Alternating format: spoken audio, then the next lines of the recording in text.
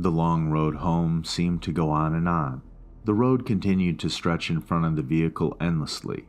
The light that shone through the branches of the tall green trees danced across the window in random patterns, and every once in a while obnoxiously shined in your eyes. The surroundings were full of deep green trees forming a forest around the road. The only sound was the sound of the car's engine as it traveled down the path. It was peaceful and left a serene feeling. Although the ride seemed like a nice one, it lacked every form of nice from its two passengers. The middle-aged woman behind the steering wheel had neat short brown hair that fit her complexion quite well. She wore a green V-neck t-shirt and a pair of blue jeans. Diamond stud earrings decorated each of her ears, which partially showed from behind her haircut. She had deep green eyes, which her shirt brought out, and the lighting seemed to make them more noticeable. There wasn't anything significant about her appearance. She looked like any other average mother you would see on TV shows and the like. However, the one thing that made her different than the average mother was the dark bag she had under her eyes. Her facial expression was gloomy and sad, although she genuinely looked like someone who smiled a lot. She would sniffle every once in a while and occasionally glance in the rearview mirror to look at her son in the back seat, who was hunched over partially, with his arms held tight around his chest and his head pressed against the cold window. The boy lacked any normal appearance, and anyone could plainly see there was something very wrong with him. His messy brown hair went every which way, and the luminescent lighting brought out his pale, almost gray skin. His eyes were dark, unlike his mother's, and he wore a white t-shirt and scrub pants that had been provided for him by the hospital. The clothes he had worn before were so shredded and blood-stained that they weren't wearable any longer. The right side of his face bared a few cuts along with a split eyebrow. His right arm was bandaged all the way to the shoulder, which had been shredded when his right side hit the shattered glass. His injuries appeared to be painful, when in reality he couldn't feel anything. This was just one of the glories of being him. One of the challenges he had to face while growing up was growing up with a rare disease that caused him to be completely numb towards pain. Never before had he felt himself get hurt. He could have lost an arm and felt nothing. The other major disorder he had faced, which was the one that deemed him many insulting nicknames in the short time he attended grade school before he switched to homeschooling, was his Tourette's syndrome, which caused him to tick and twitch in ways he couldn't control. He would crack his neck uncontrollably and twitch every once in a while. The kids would tease and call him Ticci Toby, and they mocked him with exaggerated twitching and laughing. It got so bad he had to turn to homeschooling. It was too hard for him to be in a common learning environment with seemingly every kid poking, or more like stabbing, fun at him. Toby stared blankly out the window, his face empty of any emotion, and every few minutes his shoulder, arm, or foot would twitch. Every bump that the car tires hit would make his stomach turn. Toby Rogers was the boy's name, and the last time Toby remembered riding in a car was when it crashed. That's all he thought about, unconsciously replaying everything he remembered before he blacked out, over and over again. Toby had been the lucky one. His sister had not been so lucky. When the thought of his sister came, he couldn't help the tears that welled up in his eyes. The horrible memories replayed in his mind. Her screaming that had cut off when the front of the car was smashed in. It all went blank for a moment before Toby opened his eyes to see his sister's body, her forehead pierced with glass shards, her hips and legs crushed under the force of the steering wheel, and her torso pushed in from the too late inflated airbag. That was the last thing he had seen of his dear older sister. The road home continued on for what seemed like forever. It took so long to get home because his mom wanted to avoid the sight of the crash. When the surroundings gave way to a familiar neighborhood, they were both more than ready to get out of the car and step back into their own home. It was an older neighborhood with quaint little houses all next to each other. The car drove in front of a blue house with white window panes. They both quickly noticed the old vehicle that was parked in front of the house, and the familiar figure that stood in the driveway. Toby felt automatic anger and frustration take over him at the sight of his father who wasn't there. His mother pulled the car up into the driveway beside him before turning off the engine and preparing to step out and face her husband. "Why is he here?" Toby said quietly as he looked back at his mother, who reached to open the car door. "He's your father, Toby. He's here because he wants to see you." His mother responded in a monotone voice, trying to sound less shaky. Yet he couldn't drive up to the hospital to see Lyra before she died. Toby narrowed his eyes out the window. He was drunk that night, honey, and he couldn't drive. Yeah, well, when is he not? Toby pushed the door open before his mother stumbled out onto the driveway, where he met his father's gaze before looking down at his feet with a stern expression. His mother stepped out behind him and met her husband's eyes before walking around the car. His father opened up his arms, expecting a hug from his wife, but she walked past him and put her arm around Toby's shoulder and started leading him inside. Connie, her husband began in a raspy voice. What, no welcome hug, huh? She ignored her husband's obnoxious words and walked past him with her son under her arm. Hey, he's 16 and he can walk by himself. His father began to follow them in. He's 17, Connie glared back at him before opening the door to the house and stepping inside. Toby, why don't we get you in your room to rest, okay? I'll come get you when dinner's ready. No, I'm 16, and I can walk by myself, Toby said sarcastically and glared back at his father before stumbling up the small staircase and turning into his room, where he slammed the door violently. His little room didn't have much in it, just a small bed, a dresser, a window, and his walls had a few picture frames of his family, back when they were a family, before his father became an alcoholic and acted violently toward the rest of his family. Toby remembered when he was arguing with his mom and he grabbed her by the hair and shoved her to the floor, and when Lyra had tried to break it up. He pushed her and she hit her back on the corner of the kitchen counter. Toby could never forgive him for what he did to his mother and sister. Never. Toby didn't care how much his father beat him down. He couldn't feel it anyways. What he did care about was how he intentionally hurt the only two people he cared about. And when he was waiting in the hospital where his sister took her last breaths, the only one who didn't rush there was his dad. Toby stood by the window and looked out at the street. He could have sworn he saw something out of the corner of his eye, but quickly blamed it on the meds he was on. When dinner time had come and his father called up to him, Toby came down the stairs and hesitantly sat down at the table across from his father, and in between his mother and an empty chair. It was quiet as his parents picked at their food, but Toby refused to eat. Instead, he just watched his dad with a blank stare. His mother caught on to his staring and elbowed him slightly. Toby looked over at her slightly and then down at his uneaten food, which he still didn't touch. Toby laid in bed and he pulled his covers over his head and stared at the window. He was tired, but there was no way he would fall asleep. He couldn't. There was just too much to think about. He had been debating on whether or not to follow his mother's directions and forgive his father, or continue holding a grudge with his boiling hatred. He heard his door creak open and his mother padded into the room and sat on the bed next to him. She reached over and rubbed his back, which had been turned to her.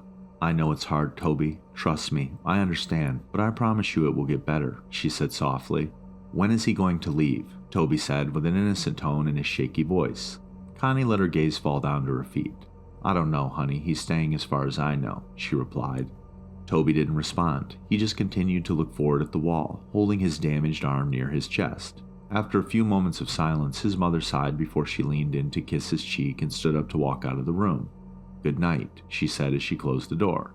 The hours passed slowly and Toby couldn't quit tossing and turning. Every time he let his imagination take over, he heard the screeching of tires, the screaming of his sister, and he would uncontrollably jerk in bed. He threw off his covers and, lying on his back, he pulled his pillow over his face and cried into it. He could hear his own pitiful weeping. He would have been screaming and crying if he didn't press his pillow over his face.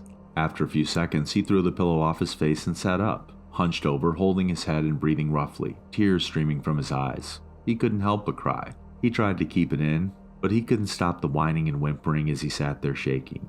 He inhaled before he stood up and walked around his bed to the window and peered out, taking deep breaths trying to calm down. He rubbed his eyes and looked out at the group of tall pine trees across the street. He stopped suddenly, and his gaze slowly centered on something standing under the streetlight. He heard ringing in his ears and couldn't look away.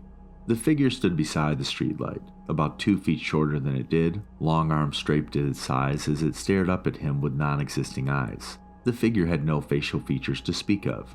No eyes, no mouth, no nose. Yet it held Toby's hypnotized stare, seemingly peering into his very being. The ringing in his ears grew louder and louder each second he stared before suddenly it all went black.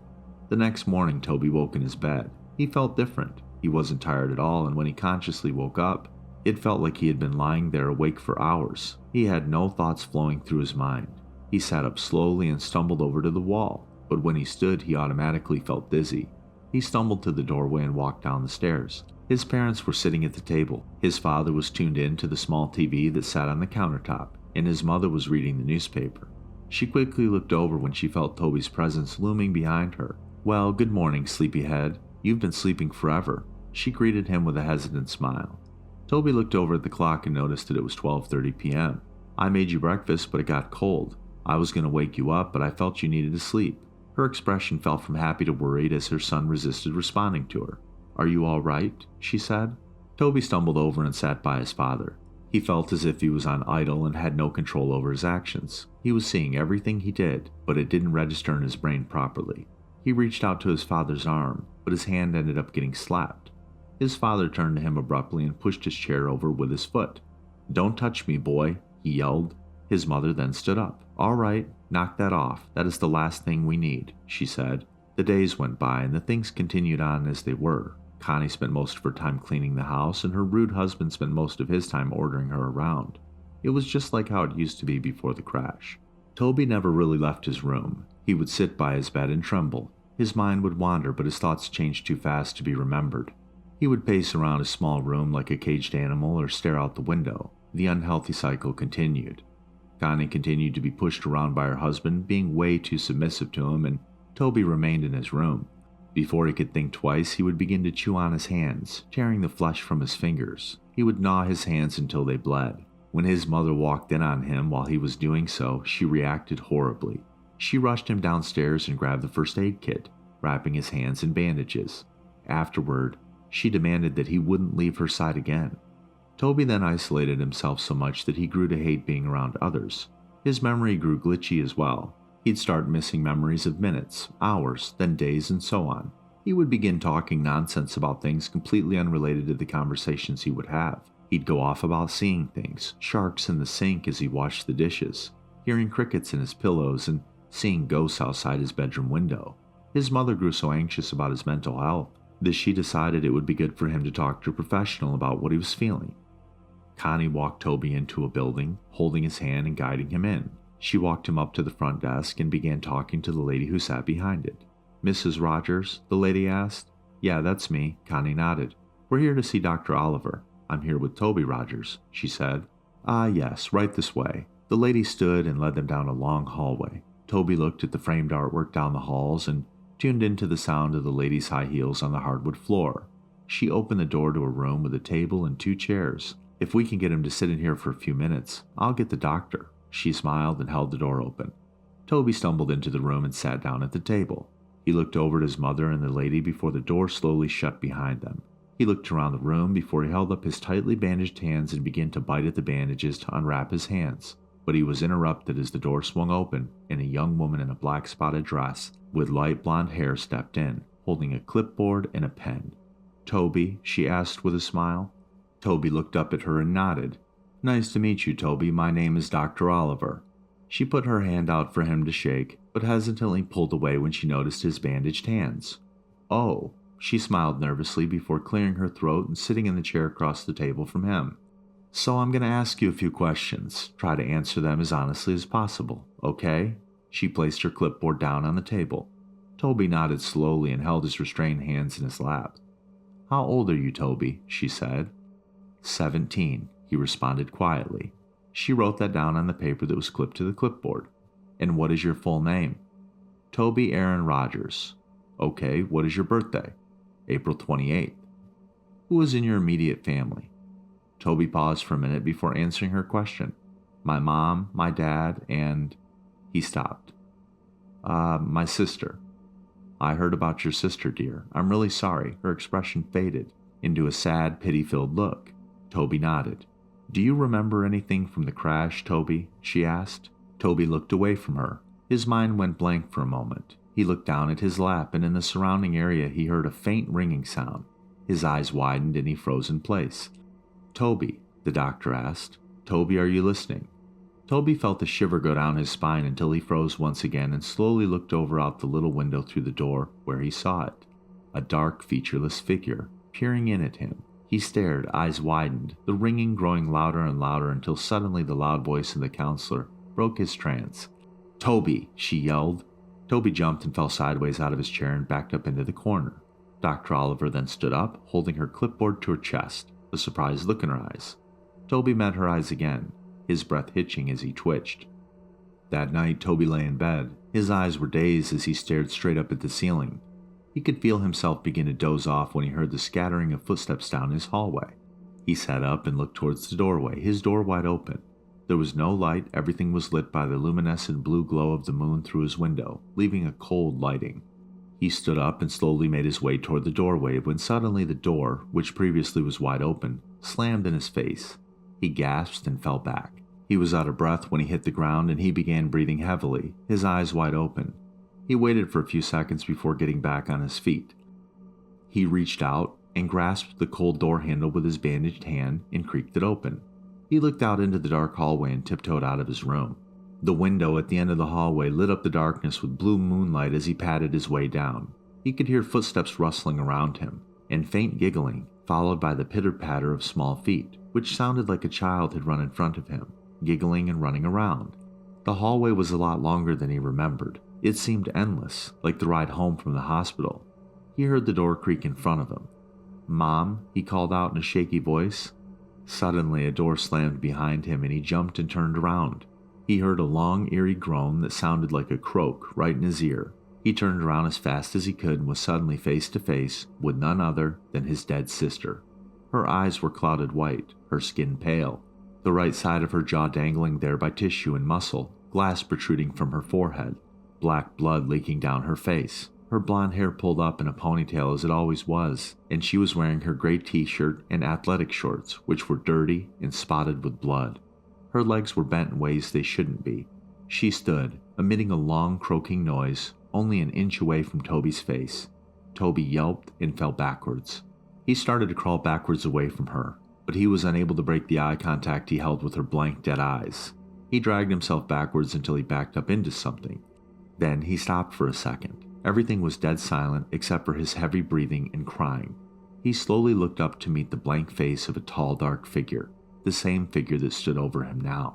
Behind the tall, dark mask were rows of children, from ages from 3 to 10 years old, their eyes completely black and dark black blood leaked from their eye sockets. He screamed and stood up as fast as he could, only to be tripped by dark black tendrils that wrapped around his ankles.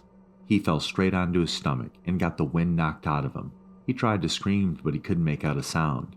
He wheezed out before it all went black. Toby then awoke with a start. He screamed out and sat up as fast as he could, completely short of breath. He wheezed out and held his chest with his bandaged hands. It was a dream. It was just a dream. He lay back down on his bed and rolled over on his side. It felt like the weight had been lifted off his chest as he took in deep breaths. He stood up and paddled over to his window. He saw nothing. Nobody was out there. No ghosts, no figures, no nothing. Then he heard the rustling and coughing of his father outside his doorway, which was closed.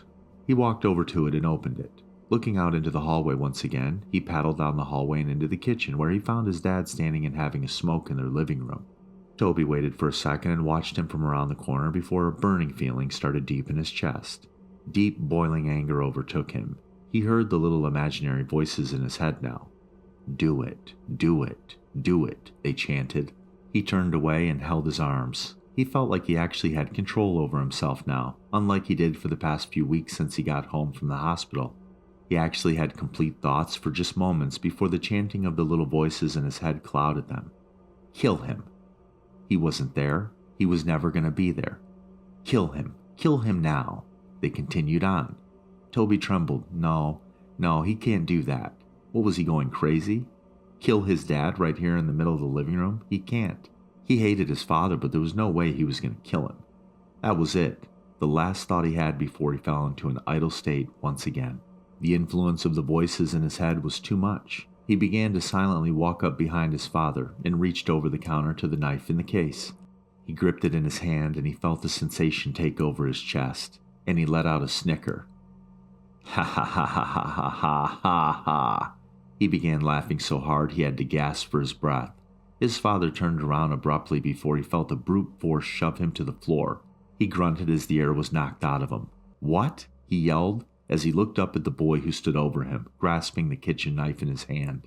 "Toby, what the fuck are you doing?" he yelled, and he went to sit up and put his arms out in front of him in self-defense, but before he knew it, Toby was on top of him. He went to grab his neck, but his father reached out and blocked his hand by grabbing onto his wrist.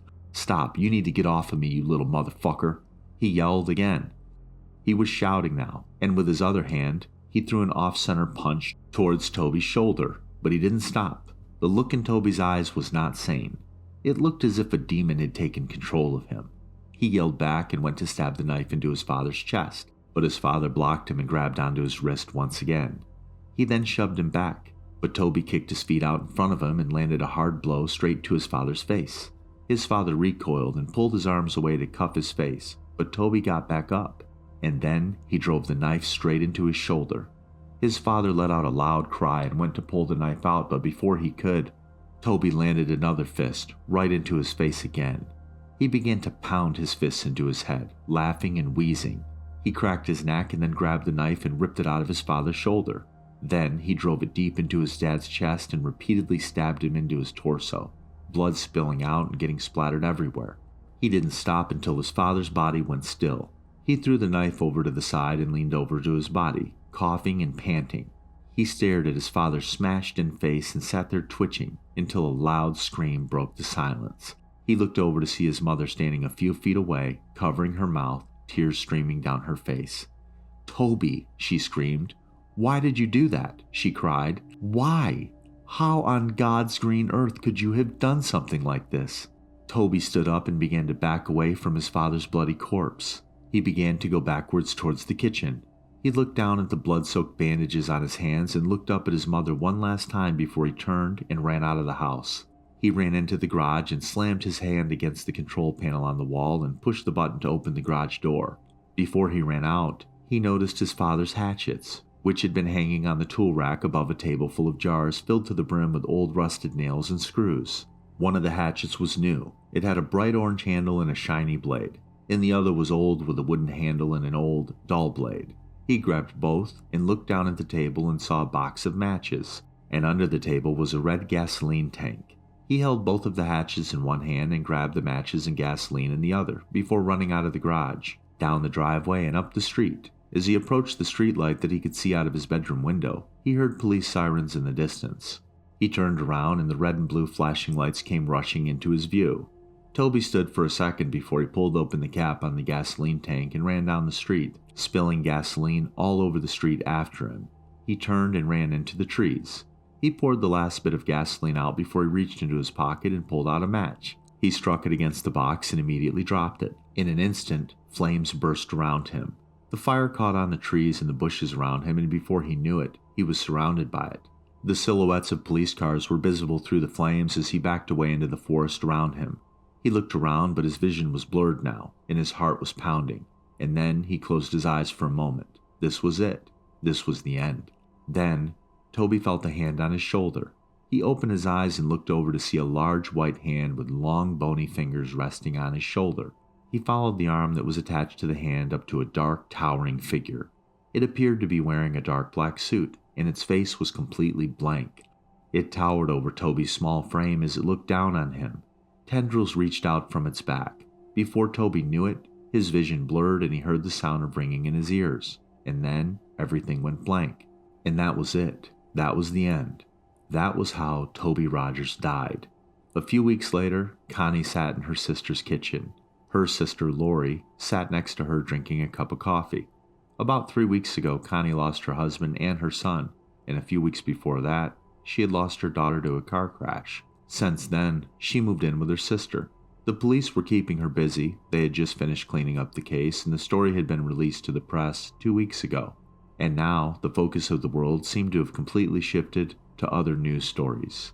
Then, Lori switched the TV on to a news broadcast. On the TV, the news reporter began introducing the new headline. "We have breaking news. Last night there have been reported the murder of 4 individuals. There are no suspects yet, but the victims were a group of middle school kids who had been out in the woods late last night. The kids had been bludgeoned and stabbed to death. The investigators have discovered a weapon at the crime scene. It appears to be an old, dull blade hatchet, as you can see here. The picture changed to show snapshots of the weapon exactly as it was left at the crime scene. Investigators have pulled the name of a possible suspect, Toby Rogers, a 17-year-old boy who stabbed his father to death a few weeks ago and tried to cover up his escape by setting a fire in the streets and forest area around the neighborhood. Although they believe the young boy had died in the fire, investigators suspect Rogers might still be alive, due to the fact that his body was never found.